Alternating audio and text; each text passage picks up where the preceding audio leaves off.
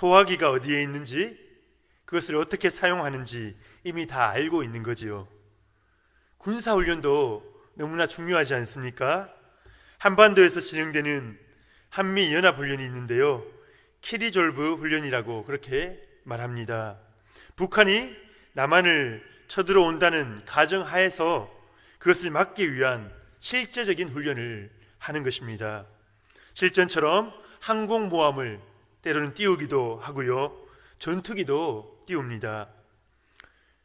훈련이 잘 되어 있으면 적이 쉽게 공격을 못할 것입니다. 이것처럼 사람에게도 훈련이 필요합니다. 하나님께서 어떤 목적을 위해서 사람을 택하시잖아요. 그러면 반드시 그 사명을 감당하도록 훈련을 시키시는 겁니다. 아무 준비 없이 사람을 사용하시지 않는다는 거죠. 물론 별 볼 일 없는 사소한 일이라면 특별한 준비가 필요 없겠지요.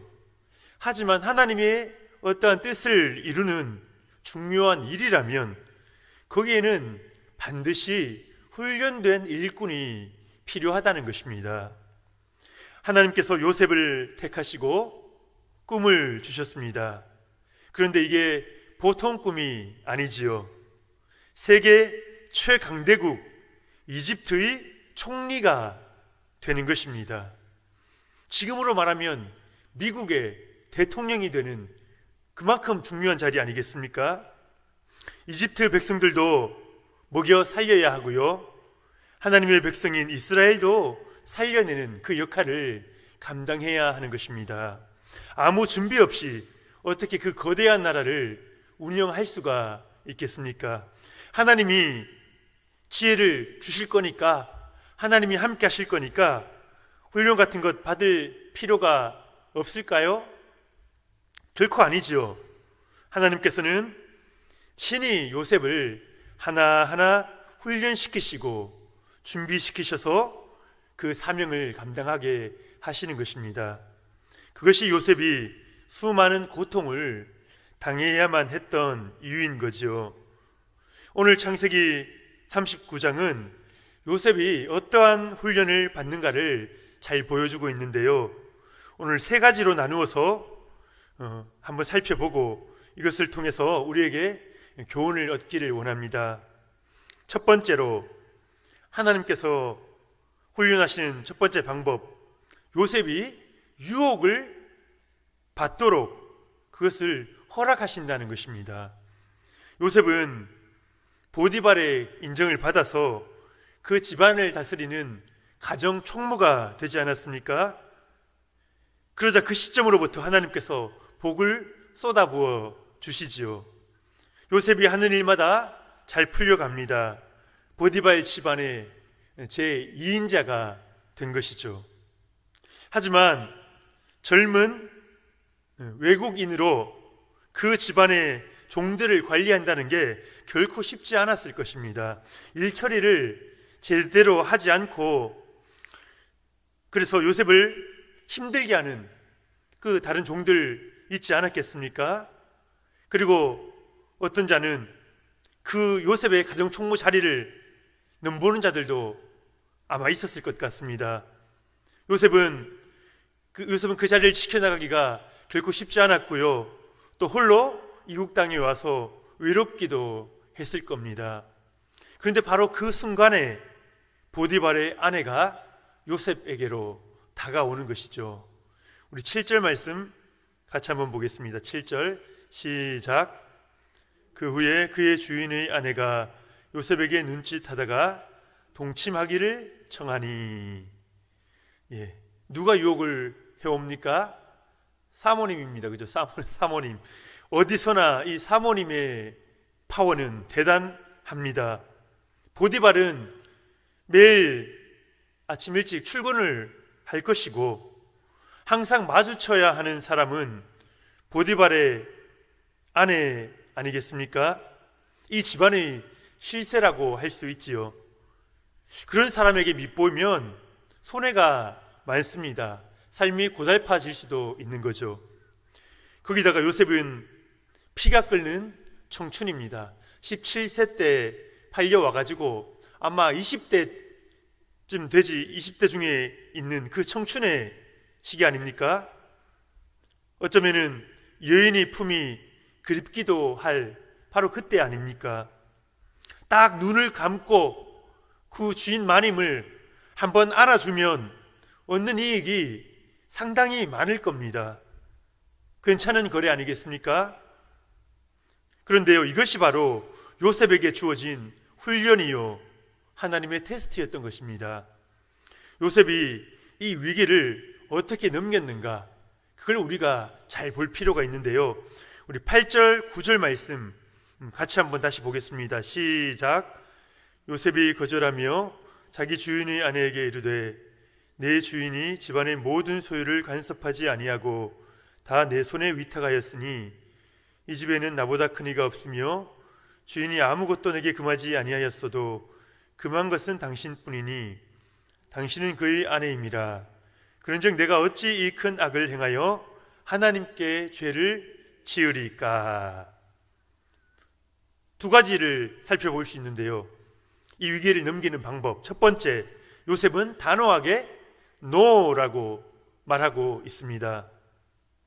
요셉은 여주인이 요구하는 그 관계를 하나님이 원치 않으신다, 하나님이 용납시 않으신다라는 사실을 알고 있었습니다. 우리들도 그 정도는 다 알고 있습니다. 몰라서 넘어가는 건 아니지요. 머리로 아니라는 것을 알면서도 우리의 마음이 원하는 쪽으로, 편한 쪽으로, 이익을 얻는 쪽으로 끌려가기 마련 아니겠습니까? 그래서 확실하게 NO라고 거절을 표현하지 않으면 우리는 조금씩 타협하게 되어 있어요. 이것은 누구에게나 마찬가지입니다. 요셉이 이렇게 말할 수 있지 않았겠습니까? 우리 여주인 중요한 분이신데, 귀한 분이신데 내가 우리 여주인의 마음을 상하게 할 필요는 없지, 저렇게 요구하시는데.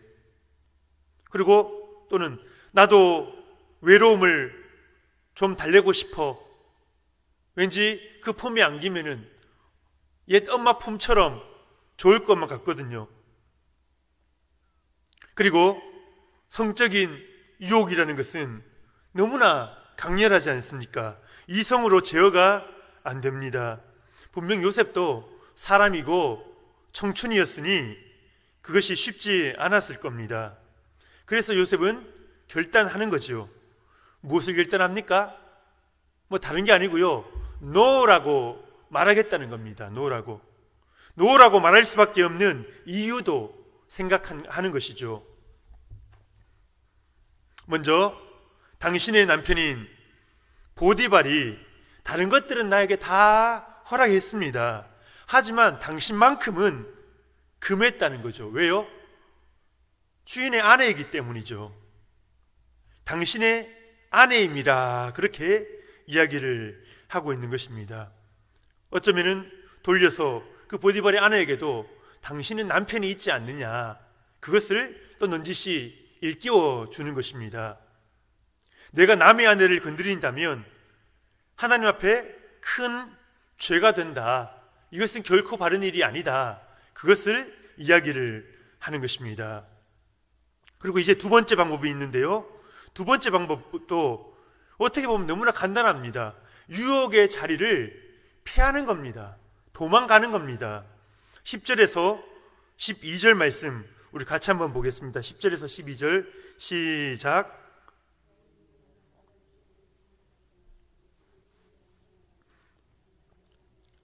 함께 있지도 아니하니라. 그러할 때에 요셉이 그의 일을 하러 그 집에 들어갔더니 그 집 사람들은 하나도 거기에 없었더라. 그 여인이 그의 옷을 잡고 이르되 나와 동침하자. 그러나 요셉이 자기의 옷을 그 여인이 손에 버려두고 밖으로 나가매. 보디발의 아내가 끈질기죠. 한두 번 그렇게 접근한 것이 아니라 끈질기게 요셉을 따라다니고 있습니다. 하지만 요셉이 어떻게 했다고 말합니까? 그 주인 하는 말을 이렇게 듣고 있지 않습니다. 듣고 나서 아닙니다, 뭐 이렇게 하는 것도 아닙니다. 이제는 반복해서 이야기하면 그 말 듣지도 않고 같은 자리에 있지도 않았다. 그렇게 이야기를 하고 있습니다. 유혹의 자리를 일찌감치 피하는 거죠. 보디발의 아내는 이제 요셉의 옷을 잡고 동침을 요구하기 시작하는 것입니다. 그런데 옷을 붙잡고 있는데 거기에 서서 안 돼요, 안 돼요, 가만 서 있으면은 어떡하겠습니까? 요셉은요, 여주인이 그 옷을 강하게 붙잡고 있자 그 옷을 벗어버리고 밖으로 도망쳐 나가는 겁니다. 잠언 6장 5절에 보면 이런 말씀이 있어요. 잠언 6장 5절, 노루가 사냥꾼의 손에서 벗어나는 것 같이, 새가 그물 치는 자의 손에서 벗어나는 것 같이 스스로 구원하라. 유혹의 자리를, 위험의 자리를 피하라는 것입니다. 그런데 하나님께서요, 우리를 훈련하실 때도 마찬가지인 것 같아요. 우리에게도 유혹을 허락하실 때가 있다는 것입니다. 물질에 대한 유혹 너무 강렬하지 않습니까? 받지 말아야 할 돈을 공짜로 그냥 주겠다는 겁니다. 그 유혹을 뿌리치기가 얼마나 어렵습니까? 또 성적인 유혹이 있지요. 내 남편, 내 아내 아닌 사람과 손을 잡거나 끌어안으면 얼마나 그 느낌이 강렬하겠습니까? 첫사랑 때로 돌아가는 것처럼 느껴지지 않겠습니까? 그 유혹이 우리에게 있다는 것입니다. 그리고 명예와 인기에 대한 유혹, 우리에게 있지요. 남들에게 인정받아야 되겠다, 그 생각에 사로잡히면요, 그것이 남들의 시선이 우리의 우상이 되고 맙니다. 사탄의 이 유혹들은요, 달콤하면서도 너무나 강렬합니다. 우리가 한번 붙잡히면요, 빠져나가기가 쉽지 않은 거죠. 그래서 우리가 하나님께 쓰임받기를 원한다면 이 요셉이 했던 이 기초 훈련을 우리가 잘 받아야 하는 것입니다. 뭐라고 얘기했습니까? 유혹이 올 때에 no라고 명확하게, 나는 원치 않는다라고 명확하게 이야기를 해야 합니다. 그리고 그럼에도 불구하고 그 유혹이 우리를 따라온다면, 쫓아온다면 그 자리를 박차고 도망을 가야 하는 것이죠. 두 번째로 하나님이 요셉을 훈련하시는 방법, 요셉이 모함을 받도록, 그러니까 아무 잘못 없이, 아무 잘못도 안 했는데 그러한 고소를 당하고 어려움을 받도록 그것을 허용하신다는 것입니다. 유혹을 받는 것이 하나의 훈련이었다면 모함을 당하는 것을 견디는 것도 너무나 힘든 훈련인 것이죠. 우리 13절에서 15절 말씀 같이 한번 보겠습니다. 13절에서 15절 시작. 그 여인이 요셉이 그의 옷을 자기 손에 버려두고 도망하여 나감을 보고 그 여인이 집 사람들을 불러서 그들에게 이르되, 보라, 주인이 히브리 사람을 우리에게 데려다가 우리를 희롱하게 하는도다. 그가 나와 동침하고자 내게로 들어오므로 내가 크게 소리 질렀더니 그가 나의 소리 질러 부름을 듣고 그의 옷을 내게 버려두고 도망하여 나갔느니라 하고, 요셉이 자기 옷을 이 자기 손에 버려두고 도망갔을 때에 이 보디발의 아내는 어떤 느낌이었을까요? 치욕스러운 느낌을 가졌을 겁니다. 내가 이렇게까지 했는데도 저렇게 행동을 해? 더 이상 이제 그 사람을, 요셉을 유혹할 수 없구나 깨닫고 그 감정이 이제는 좋아했던 감정이 악한 감정으로 뒤바뀌는 거죠. 그럼 어떻게 됩니까? 내 마음을 받아주지 않은 이상, 내 고백을 듣고도 나를 받아주지 않은 이상 요셉을 그대로 놔둘 수는 없는 거죠. 그래서 어떻게 합니까? 거짓말을 만들어내기 시작합니다. 반대로 말하는 거죠. 요셉이 날 겁탈하러 들어왔는데 내가 소리를 질렀더니 이 옷을 벗어두고 도망갔다는 것입니다. 그리고 이 이야기를 누구에게 합니까? 그 종들이 다 듣는 데에서 종들에게, 자기 주인에게만, 남편에게만 얘기해도 될 건데 이 종들에게 다 이 사건을 만드는 거죠. 다 이야기를 합니다. 그리고 나서 보디발이 남편이 집으로 돌아오기를 기다리는 것입니다. 우리 16절에서 18절 또 한번 같이 보겠습니다. 시작. 그의 옷을 곁에 두고 자기 주인이 집으로 돌아오기를 기다려 이 말로 그에게 말하여 이르되 당신이 우리에 데려온 히브리 종이 나를 희롱하려고 내게로 들어왔으므로 내가 소리질러 불렀더니 그가 그의 옷을 내게 버려두고 밖으로 도망하여 나갔나이다.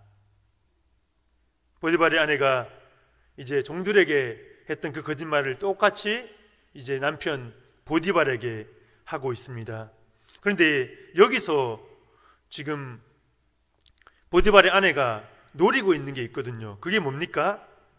보디발, 당신이 이 요셉이라는 종을, 이 히브리 종을 여기에 데려오는 바람에 지금 내가 이런 끔찍한 일을 당했다는 것입니다. 내가 성폭행을 당할 뻔했다. 당신이 그 종을 데려왔기 때문이다. 누구 탓을 하고 있습니까? 은근히 남편의 탓으로 돌리고 있는 것입니다. 요셉에 대한 보디발의 신뢰가 상당히 두터웠다는 것을 이 보디발의 아내도 다 알고 있거든요. 하나님이 함께 하심을 보디발이 알고 믿고 다 맡긴 것 아닙니까? 그만큼 신뢰하고 있거든요. 그런데 보디발에게 자기 남편이 가지고 있는 그 약점이 있는 겁니다. 바로의 친위 대장까지 올라간 그에게는 남다른 명예욕이 있는 것입니다. 자신의 명예를 비난하는 것을 참지 못하는 거지요. 지금 그래서 아내는 종들이 듣는 가운데서 큰 소리로 이 남편 보디발을 비난하고 있는 것입니다. 19절 말씀 우리 한번 보겠습니다. 시작. 그의 주인이 자기 아내가 자기에게 이르기를 당신의 종이 내게 이같이 행하였다 하는 말을 듣고 심히 노한지라. 그것을 알고 있었던 보디발의 아내는 결국 당신이 이 사람을 잘못 데려왔기 때문에 이 문제가 터졌다, 그렇게 보디발을 자극하고 있는 것입니다. 왜요? 그래야 자신의 거짓말이 통할 수가 있거든요. 이 남편이 흥분하고 정신을 잃어야지 이게 뭐가 되거든요. 요셉은 내심 이 자기 주인 이 보디발이 자신의 결백을 인정해 주길 바라고 있었을 겁니다. 주인과의 관계가 좋았거든요. 그런데 보디발의 아내가 자극하는 바람에 보디발도 이제 반쯤 정신을 잃는 거지요. 심히 노한지라, 그렇게 표현을 하고 있습니다. 이제 요셉은 이러지도 저러지도 못합니다. 어디 하소연할 때도 이제는 아무데도 없어요. 자기 편이 아무데도 없거든요. 그저 위에서 처분하는 대로 당할 수밖에 없는 것입니다. 우리 성도님들, 이러한 모함을 혹 받아본 적 있으십니까? 나는 잘못한 것 하나도 없는데, 나는 성실하게 바르게 오히려 주인을 위해서 수고했는데 이런 모함을 받는 거죠. 이런 억울함을 당하는 거죠. 그런데요, 이것이요 어쩌면 세상에서 가장 큰 분노입니다. 가장 큰 분노가 여기서 나온다는 거죠. 나는 정직하게 했는데, 나는 주인을 위해서 수고했는데, 정말 수고했거든요. 노력했거든요. 나는 아무 잘못이 없는데 거짓으로 모함을 당할 때에 그 분노가 일어나지 않겠습니까? 이때 잘못하면요, 선한 사람이 살인을 저지를 수 있습니다. 자신의 의로움을 붙드는 자는 이런 문제에 당할 때 도저히 참을 수가 없거든요. 나는 옳았다는 겁니다. 옳은 일을 했는 것은 맞지만 그것을 그대로 참고 견뎌야 되는데 그 힘이 없는 거죠. 오히려 적당히 거짓을 섞어서 살아가는 사람들은요, 이런 일을 당해도 그만큼 흥분하진 않을 겁니다. 왜요? 원래 다 속고 속이는 거니 나도 속였고 나도 속여봤고, 그러니까 내가 당해도 기분은 나쁘지만 뭐 어쩔 수 없는 거다. 더러운 똥을 밟았다. 뭐 그러면서 지나갈 겁니다. 그런데요, 선한 사람들, 착한 사람들 있지 않습니까? 어쩌면 우리 그리스도인들이 정말 조심해야 합니다. 우리는 바르게 살려고 노력을 하거든요. 다른 사람들 거짓으로 해도 우리는 욕먹어가면서 바르게 살려고 노력했거든요. 그런데 모함을 받고 오히려 안 좋은 평가를 받는다면 우리는 그것을 받아들이기가 쉽지 않은 거죠. 지금 요셉은 너무나 억울했지만 지금 그 상황을 받아들이고 있는 걸로 보입니다. 그죠? 억울할지라도 하나님이 허락하셨다라고 받아들이는 겁니다. 하나님이 허용하셨다. 허락 또는 허용. 하나님이 일부러 하신 건 아니지만 그 상황이 당하도록 하나님께서 오케이 하셨다는 거죠. 그러니까 하나님의 주권에 그것을 돌리는 것입니다. 내가 당신을 혈기를 가지고 여주인에게 덤벼들지도 않고요, 내가 당신을 위해 그토록 수고했는데 어떻게 이럴 수가 있냐고 보디발에게 항의하지도 않습니다. 어쩌면 억울해서 혼자 눈물이 나기도 했을 거예요. 하지만 하나님께서 여전히 보고 계신다.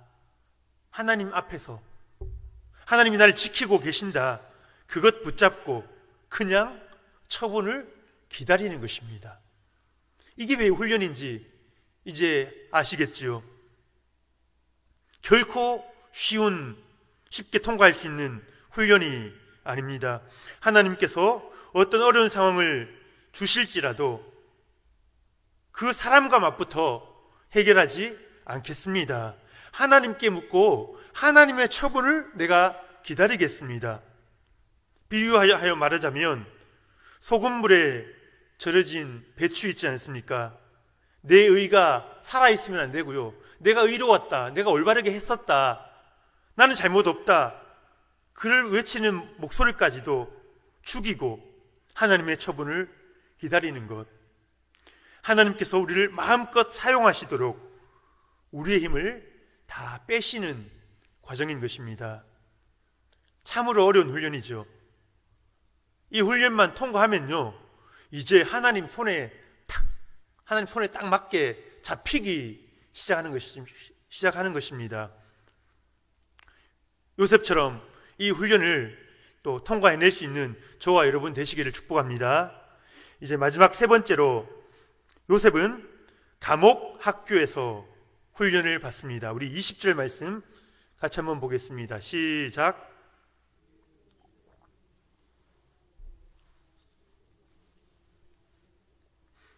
요셉이 옥에 갇혔으나, 요셉의 상황이 이전보다 더 나빠지고 있다는 것을 우리가 여기서 볼 수 있죠. 이전에는 가정에서 일하는 종이었는데 이제는 감옥에 갇힌 죄수가 되는 겁니다. 하나님께서는 보디발의 집에서 재정을 도맡아서 관리하게 하셨죠. 이집트 사람들의 가정 경제를 거기서 경험하게 하신 겁니다. 그리고 또 다른 밑에 있는 종들을 관리하면서 사람 다루는 법도 배웠을 겁니다. 그런데요, 보디발의 집에서 총리가 되기 위한 기본 학습, 기초 학습을 했다면 이제 감옥에서는 심화 학습입니다. 심화 학습. 더 한 단계 어려운 단계로 나아갑니다. 하나님께서는요, 제가 지난번 설교 때도 말씀드렸지만 웨이메이커, 길이 보이지 않는 그 가운데서도 길을 만드시는 분이십니다. 이 감옥에 들어온 이 순간에도 하나님께서 길을 열고 계시는 겁니다. 요셉이 들어온 감옥이 보통 감옥이 아니라는 거죠. 왕의 죄수들을 가두는 곳입니다. 왕의 곁에서 일하던 고위 관리들이, 학식 있고 수준 있는 사람들이 들어와 있는 곳이라는 거죠. 보디발이 요셉을 알아보고 스카웃했듯이 이제 감옥의 간수장이 요셉을 알아보고 스카웃하고 있습니다. 간수장은 옥중의 죄수를 다 요셉이 관리하도록 했다, 그렇게 이야기하거든요. 모든 행정 업무도 요셉이 처리하게 합니다. 이곳에서 요셉은 뭘 배웁니까? 왕궁이 어떻게 돌아가는가, 왕들의 이야기, 신하들의 이야기, 그 이야기들을 듣고요, 나라를 어떻게 운영해야 되는가, 나라 운영에 대한 그 제반 지식들을 배우게 되는 것입니다. 요셉이 갑자기 뜬금없이 총리가 되는 게 아니죠. 하나님께서는 요셉을 총리로 쓰시기 위해서 하나하나 차례차례 준비해 가고 계시다는 것을 우리가 알 수 있는 것입니다. 총리가 되기 위해 가장 실질적인 공부, 그것을 바로 이 가장 어두운, 가장 고통스러운 이 감옥에서 하게 하신다는 것입니다. 이것이 하나님의 방법이에요. 가장 중요한 공부는, 가장 중요한 깨달음은 가장 힘든 곳에서 하게 하시는 겁니다. 실제로 그렇지 않습니까? 우리는 가장 힘들었던 순간에 가장 많은 것을 배우고요, 가장 중요한 것을 배웁니다. 뒤돌아보면은 그렇지 않습니까? 이런 말이 있습니다. 훈련은 원래 힘들어야 한다. 힘든 게 훈련이다. 이 말이 참 맞는 말 아니겠습니까? 힘들지 않은 훈련은요, 어쩌면 쓸모없는 훈련입니다. 할 필요가 없지요. 하나마나 한 훈련이라는 거죠. 실전이 주어졌을 때에 아무런 역할을 하지 못하는 것입니다. 삶이 너무 편안하다, 모든 일들이 생각대로 너무 잘 된다, 기도 안 해도, 새벽 기도 안 나오고 그냥 누워 자도 삶에 아무런 어려움과 불편함이 없다, 만약 그렇다면 여러분들은 슬퍼하셔야 하고요, 긴장하셔야 합니다. 왜요? 하나님께서는 사용하지 않을 그릇을 훈련시키시는 법이 없지요. 사용하지 않는데 왜 훈련을 시킵니까? 하나님의 관심이 저와 여러분들을 피해가면은 어떡하겠습니까? 하지만 하나님이 들어쓰고자 하시는 사람은 반드시 터널을 통과하게 하시는 겁니다. 내 힘으로는 안 됩니다. 주님 지혜 주시지 않으면 제가 도저히 할 수가 없습니다. 성령을 부어주시지 않으면 제가 감당할 수 없습니다. 이 고백이 나올 때까지 하나님은 다듬으시고 하나님의 도구로 다듬어 가시는 것입니다. 어느 순간 그 다듬어진 도구가 하나님의 손에 딱 잡히게 되면요, 놀라운 하나님의 능력과 역사가 우리를 통해서 나타나게 되는 것입니다. 이 소망 품으시길 바랍니다. 우리에게 주어진 감옥 학교를 우리 함께 잘 통과해서 하나님의 귀한 도구로 쓰임받기를 축복합니다. 오늘 요셉을 통해서 하나님의 세 가지 훈련 방법을 살펴보았는데요. 첫 번째, 우리에게 유혹을 허락하신다는 것. 둘째, 우리가 모함받는 것도, 아무 잘못 없이 그렇게 모함받는 것도 허용하신다는 것. 세 번째로, 감옥 학교라는 최악의 장소에서 가장 중요한 교훈들을 배우게 하신다는 것입니다. 그런데요, 이것을 가만히 생각해 보면 우리 예수님께서 이 훈련을 다 받으셨어요. 요셉이 예수님을 어떤 모형이라고 우리가 이야기하지 않습니까? 예수님께서 이 훈련을 다 받으신 거예요. 예수님께서 공생의 사역 시작하시기 전에 사탄으로부터 시험을 받지 않으십니까? 시험이고 유혹이지요. 돌로 떡덩이를 만들라, 인간의 육체적인 욕구에 대한 그 유혹도 있었고요, 인기나 명예, 세상 모든 영광을 주겠다, 이 정신적인 욕구에 대한 유혹도 있었습니다. 그리고 예수님도 모함을 받으셨죠. 예수님 재판 받으실 때에 예수님을 고소할 그 근거가 없거든요. 없어요. 율법에도 없고 아무 데도 없어요. 그러니까 어떻게 합니까? 거짓 증인들이 나와서 거짓을 만들어내서 예수님을 모함하는 것입니다. 하지만 예수님 저항하지 않으시고요. 아무런 저항하지 않으시고 그 십자가의 길을 끝까지 걸어가셨던 겁니다. 예수님이 감옥 학교도 나오셨어요. 예수님께서 성육신 하실 때에 하나님께서 인간의 몸에 갇히신 것 아닙니까?